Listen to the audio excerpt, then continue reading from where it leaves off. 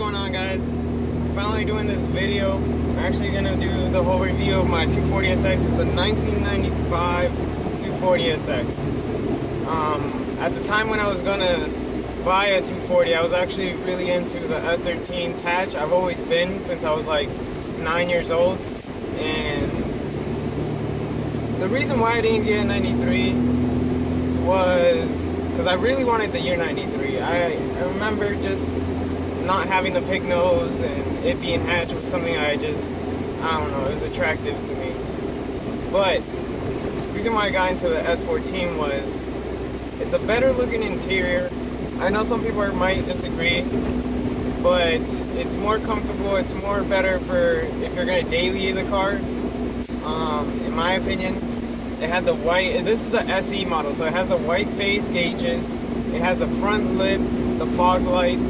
Real spoiler, I'm lucky because this one doesn't have a sunroof. I love not having the sunroof because they're famous for, you know, having leaks and stuff if you don't maintain it. And let's be honest, people that own 240s, most of them don't maintain them. This is one that I really got lucky with finding because the paint is amazing. It's not the original paint.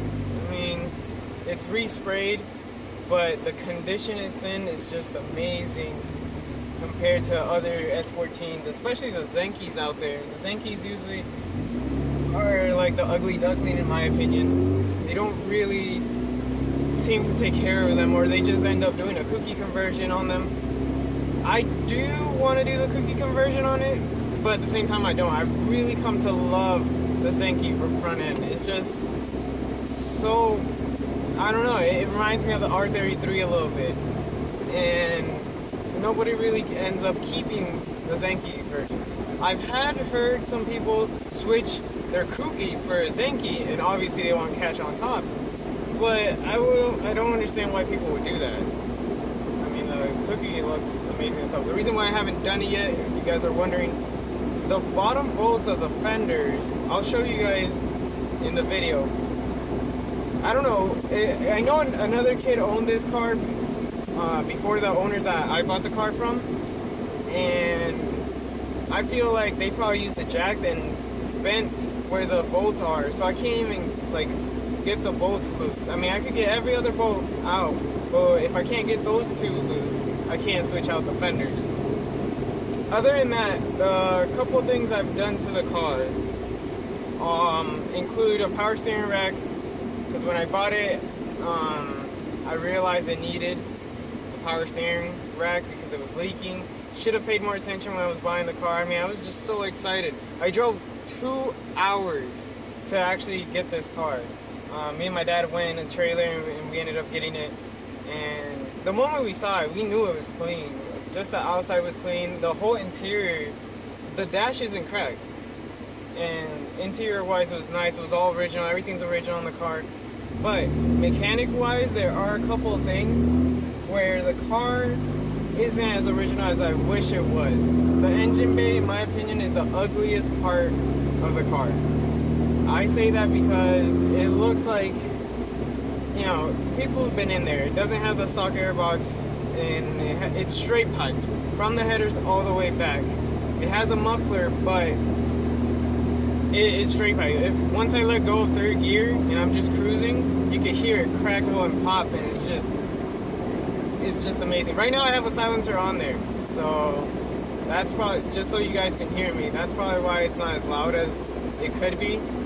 But yeah, I am going to lower down the window so you guys hear how nice it is. Other than that, it has ISR coilovers.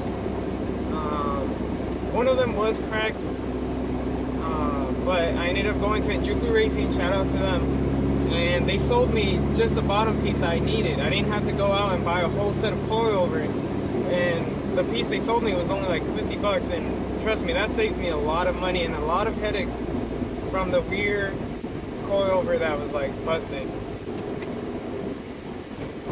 One of the things that aren't stock on the car, and I was really bummed out about finding out, was that the transmission is not an s14 transmission. The way I could tell that was because I read the codes off of the ECU, and one of them was the crankshaft position sensor, and the reason why that one was light up was because the S13 transmission doesn't have a hole for it. And I believe it's an S13 transmission in here because of the way it looks. I don't really know that much, but I know the S14s had the hole on top where you put the crank position sensor on there. I mean, it still runs. It still runs and drives, and I like it. And it feels smooth. The only difference between the S13 transmission and the S14 transmission, from what I read on the forums, is that the second gear is a little bit longer. That's about it. But it did have just a long, annoying pipe for an intake.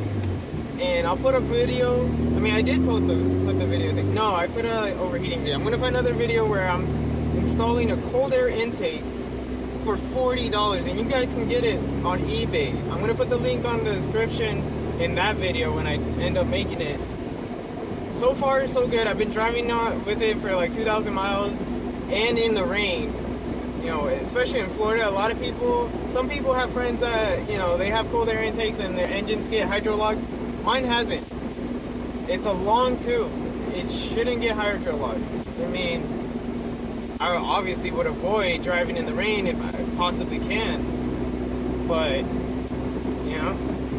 it's a lifestyle. It has a Mishimoto radiator, short shifter. Things I've done to the car was I got a new steering wheel for it with a quick release, because I just want to avoid people trying to steal the car. Some new interior pieces that were hard to find. The dealership took a couple of days of finding them. I don't know if it's because I'm in Florida, all the way on the other side of California, because people in California seem to have an easier time finding parts for the car. I was going to get a new power steering rack for the 240, brand new, but the problem with that is, you won't believe how much they were going to charge me for a new power steering rack. They wanted $2,000 for a power steering rack. That's insane. I ended up going on Amazon, finding a cheaper version of it. It's remanufactured, obviously it's not new, but for like half the price. I mean, like not even, like 1/3 of the price. But I'm gonna lower down the window so you guys can hear the car. Turn off the AC.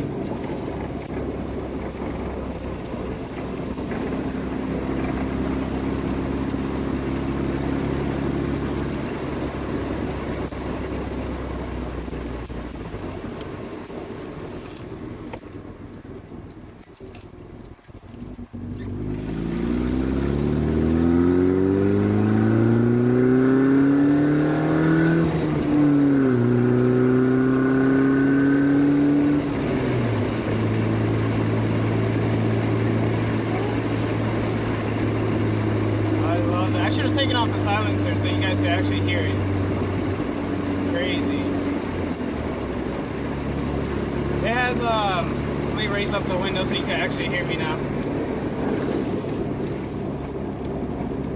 It has 300ZX brakes in the front. It has the stock rear brakes. They're all disc brakes slotted and drilled rotors. I don't know what kind of brake pads it has. I do want to change them out, even though it does look cool. I want to change them out because I feel like they're warped. I was driving one day, like going 70 on the highway, and then I hit the brakes, and the steering wheel started to wobble. I mean, it could have been the power steering rack because the bushings on the power steering rack were pretty messed up.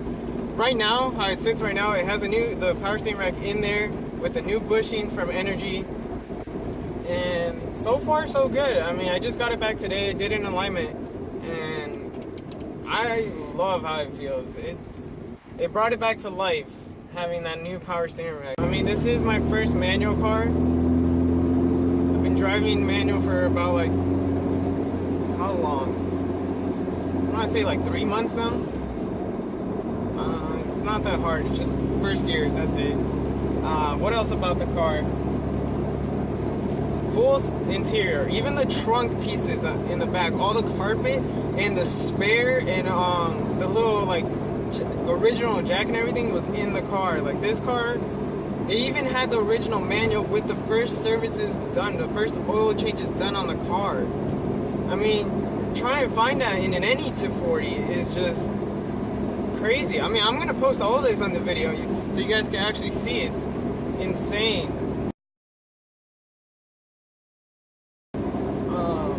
I mean, I got a good deal on the car. I got a good deal. I feel like I did. I mean, I paid $4,000 for it. It had, when I got it, it had 123,000 miles on it. And, you know, with the, I mean, I spent a lot of money on the car already as it is. Try and make it back to original and / performance type deal.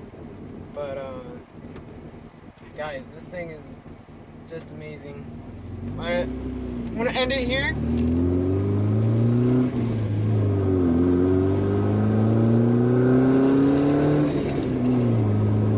Here, guys. Hope you guys enjoyed the video. Like, subscribe. Tell me if you want to know more about the car. I mean, I feel like I did this a little bit rushed, but you know, I got other videos coming up. After this video comes out, I have a list of videos already set up for you guys.